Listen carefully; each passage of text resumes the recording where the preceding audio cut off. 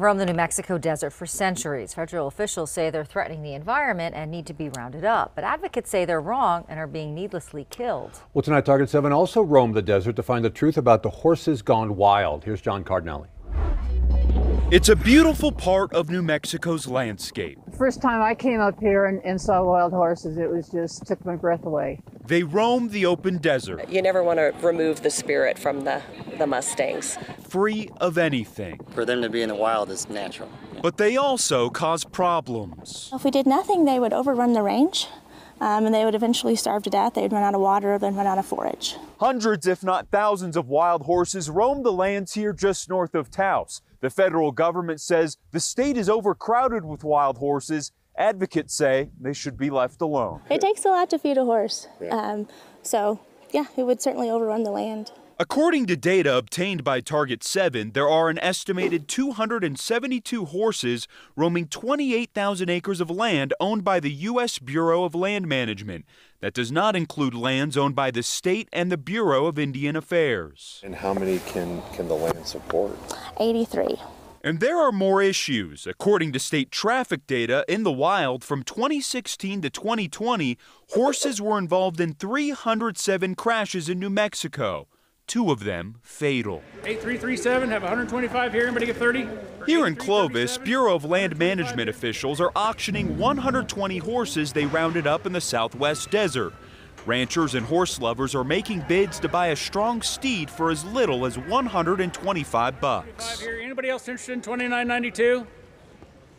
All right, you've got it for $125. What's your number, sir? It's part of BLM's solution to control the wild horse population. Our gatherers in New Mexico are usually bait trap, and usually the horses come in for water and then the gate is shut. So it's not as glamorous as some may think. Nastasia Freitas paid $310 for this steed. We just want to help with the overpopulation of all the horses, and then we can also provide a good home. So they'll be loving and loved for. Definitely spoiled with treats. After going through an application process in which she had to prove she could care for the horse, she was able to walk out with her. It's her first time buying a wild horse. The horses are sold untrained and unbroken. I'm going to try to be a horse trainer, let's just say that.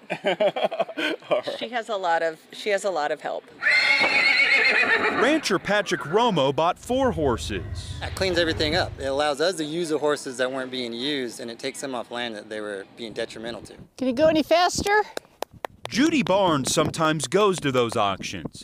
She does it not to ride or breed, but to re-free the horses. They need to run free and live their life. They're just the most magnificent animals you've ever seen. Barnes started a nonprofit, the Spirit of the Wild Horse. She owns 40 acres of land on the Colorado-New Mexico state line and sets them free here. Irish, come on. She believes people are shooting and killing horses in order to protect their cattle.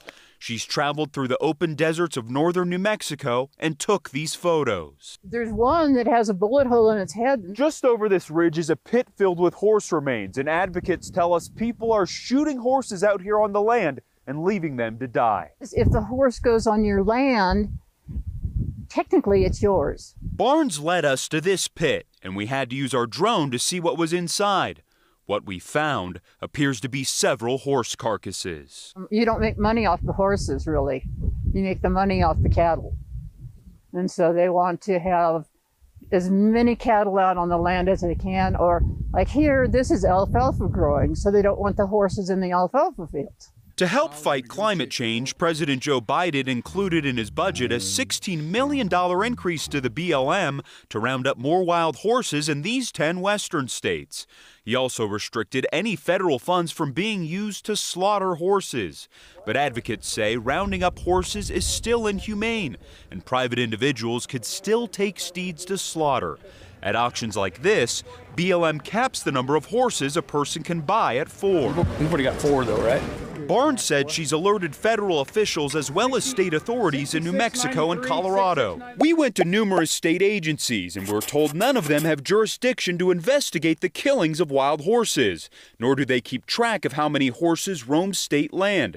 The Department of Game and Fish tells us the animals are not considered wildlife, and the Livestock Board said a 20-year-old court ruling prohibits them from getting involved because the animals are not owned. We also reached out to the BLM. And that was the first I'd heard. Really? Yeah, Okay. which is very sad. Meanwhile, wild horses are still being rounded up by the federal government and barns. Both say they want to protect them, not kill them. For Target 7, They're the heritage of the country. I'm John Cardinelli. Management officials say shooting wild horses on federal lands can be prosecuted in federal court.